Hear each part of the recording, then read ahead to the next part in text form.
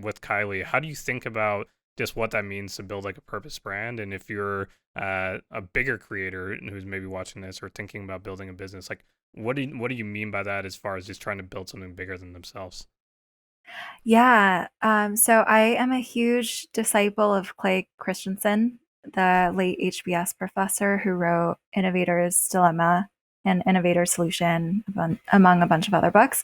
But basically, Clay Christensen had this framework of jobs to be done.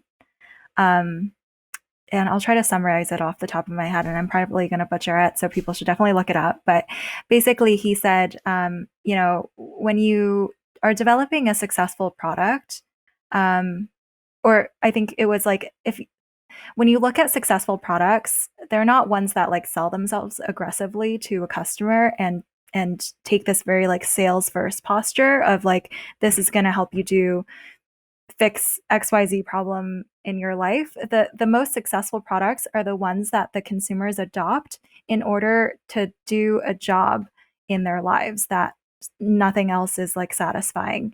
And that job currently goes undone or it's like suboptimally done by some other product. And then there's this new product that gets introduced that helps me get a job to be done in a better way.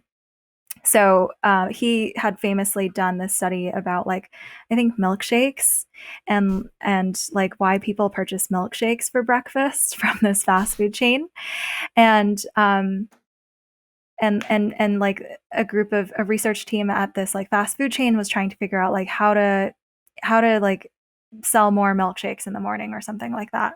Um, and basically, Clay's finding from this case study was like people were hiring the milkshake to satisfy their boredom on their long morning commute. Like they would get the milkshake, they would, because the milkshake was super thick, it was like very hard to suck up the straw. And so it would take them a long time to finish the milkshake. And that would be sort of what occupied them and helped satisfy their boredom while they were driving to work.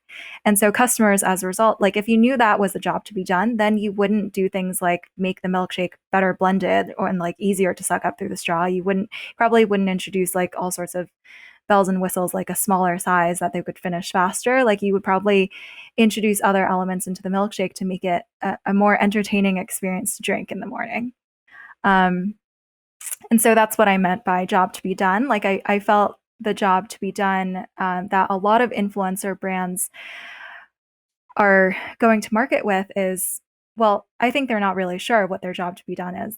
I think they're just selling access to this idea of a person.